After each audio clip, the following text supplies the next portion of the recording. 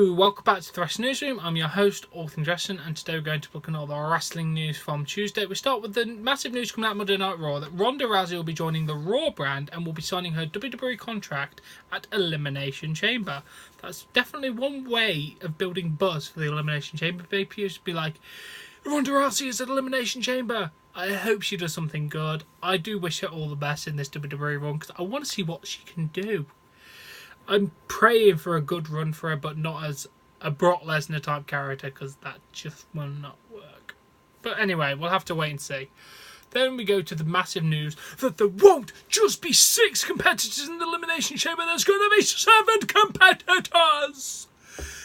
After the controversial finish of Monday Night Raw, on a Facebook video, Kurt Angle announced that there will be 7 competitors in the Elimination Chamber. He's added both Seth Rollins and Finn Balor into the Elimination Chamber. How are you going to do a 7-man Elimination Chamber, WWE? Are you mental? I mean, I'm intrigued, but is it going to be 3 people starting off, or is it going to be 5 pods, or what is going to happen? Is there going to be a pod on the roof? I'd put one on the roof, and they have to climb down a rope to get out. Maybe that's why I don't book for WWE. But either way, I'm intrigued. I can't wait to see what they do. Then we go to the whole dual-branded pay-per-view situation to talk about. WrestleVote on Twitter. I remember we talked about them recently about Neville stories and stuff like that. Said that WWE is now being advertised as a dual pay-per-view because they're looking to turn them all to dual-branded pay-per-views. He said, sources state repetitive matchups to fill the card along with so-so ticket sales led to the decision. The weekly TV shows will not be affected. The brand split is not ending. He said Raw and SmackDown will still continue to have different rosters. 2 separate brands will remain on TV, house shows. The only thing that will be changing is the pay-per-views. But Dave Meltzer also reports on this, saying some of the advances of the pay-per-view events have not been strong, and I know the Vegas ones, especially coming up, the idea is the dual-branded shows will draw bigger crowds. Booking was being slowed down since there was sometimes 2 months separating a single branded pay-per-view. He notes that they won't probably change any of the 2018 pay-per-view dates, but will probably go back to the traditional 12 pay-per-view schedule for 2019. In order to make more talent included, there's speculation that WWE will have more matches on the card by either expanding all the pay-per-view events to 4 hours or cutting the time of the matches. He mentions that the word from WWE is that the official announcement will be coming soon.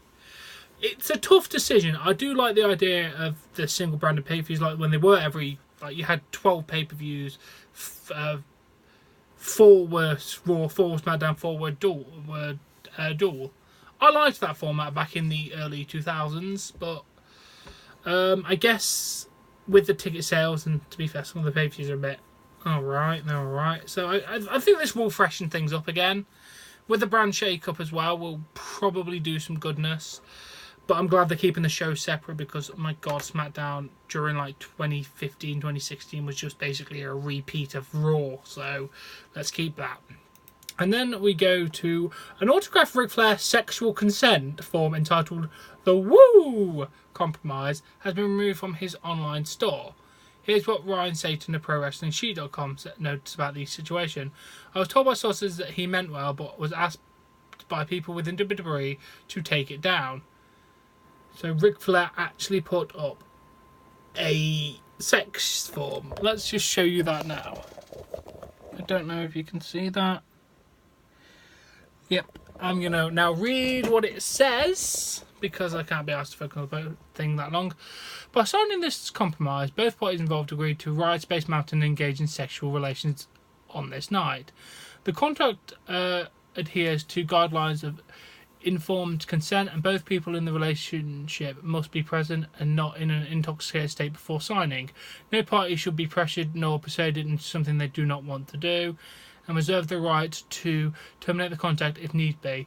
This contract has been signed and sealed, approved of the Nature Boy Ric Flair, who has taken many women for a ride on Space Mountain and has the utmost respect for women. Adult 1, age 18 or older, sign there. Adult 2, age 18 or older, sign there. So he actually made a form for people to sign to agree to have sex. And they made him take it down. I'm sorry, but it's just so Ric Flair to do something so fucking ridiculous. Oh, that is just so funny. Oh, Ric Flair. Damn. And then, speaking of the Superstar shake-up, Nick Horseman of WrestleZone.com said there's talks from WWE having the next draft / Superstars take-up take place on the upcoming Backlash pay-per-view instead of on the television.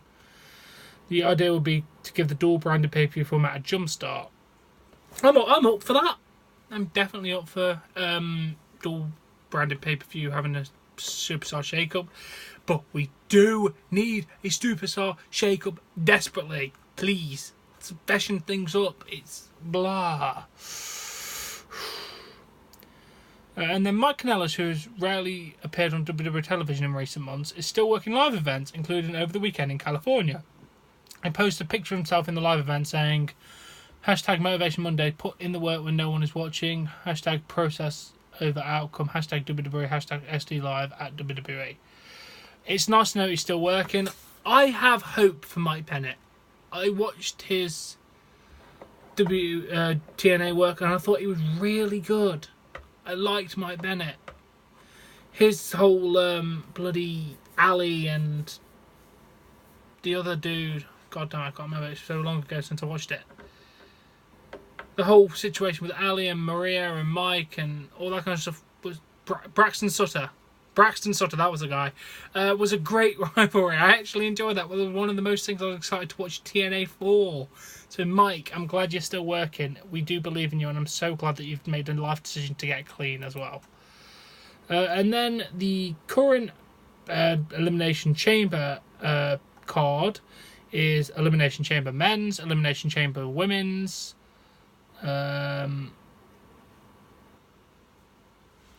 Obviously, the titles in the line on the women's. The men's has obviously John Cena, Elias, who's the last entrant, Braun Strowman, Roman Reigns, The Miz, first entrant, Seth Rollins, and Finn Balor. Mental. The women's is Alexa Bliss, Bayley, Mandy Rose, Mickie James, Sonya Deville, and Sasha Banks. Asuka vs Nia Jax. If Nash wins, she's added to the Raw Women's match at WrestleMania 34. But Asuka hasn't confirmed who she's fighting yet, has she? And Ronda Rousey's official contract signing, well, yet to be officially announced, Bray Wyatt, Matt Hardy is strongly rumoured. I'll have to wait and see. And then, according to Ryan Satin of ProWrestlingSheet.com, there has been talks about Lio Rush being put into 205 Live Cruiserweight Tag Title Tournament. Cruiserweight Tournament. Sorry, not Tag Title Tournament. Can't speak today. Yeah, go for it. That'd be a good move for him, because, damn. And then, they're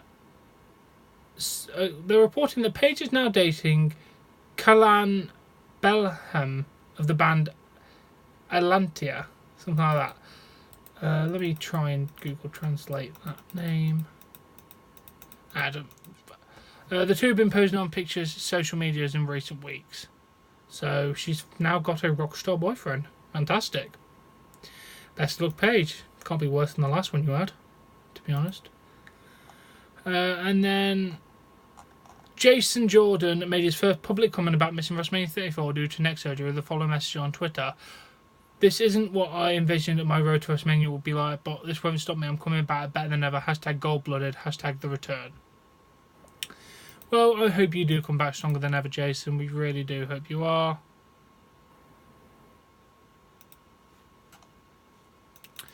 And then The Rock commented on Ivory going into the Hall of Fame with the following message on Twitter. Very happy to hear that one of the original ladies of Glow, Gorgeous Ladies Wrestling, not the recent one, the 1980s one, which is what the new one is based off.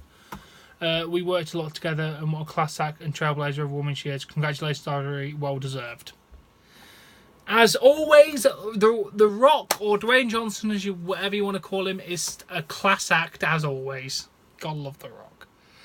And then we go to the Raw numbers this week are up like 500,000, like 500,000. They were at 3.105 million viewers, which is up from last week's 355 million viewers. So it's good to know the numbers are rising a lot. Thank God. And then there's a rumour going around that Jeff Jarrett is being considered for the WWE Hall of Fame. Jeff Jarrett abruptly left the company in 1999 for WCW and rarely been mentioned on WWE television since that time.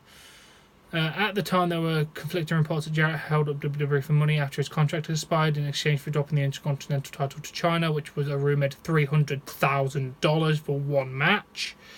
Vince McMahon publicly fired Jeff Jarrett March 26, 2001 at Raw when it was revealed that McMahon had purchased WCW. If this is true, this is a massive burying of the hatchet. It really is a massive burying of the hatchet if them two have finally made up Vince McMahon and Jeff Jarrett, because there has been a heated rivalry for many years between the two. Obviously, there's TNA. He made TNA. He was TNA. That's a massive thing. The creator of TNA might be in the Hall of Fame. Jesus. Vince is definitely letting a lot of stuff go now, which is good. So I do hope Jeff Jarrett's in. I do admire the guy's career. He had a massive, decent run in TNA. I did enjoy him back in like the 2006, 2007 era. And now that has been the wrestling news. I do hope you've enjoyed it. If you have, please give this video a like. Please follow me on Patreon. A link in the description below. Subscribe to more content, and I'll catch you later.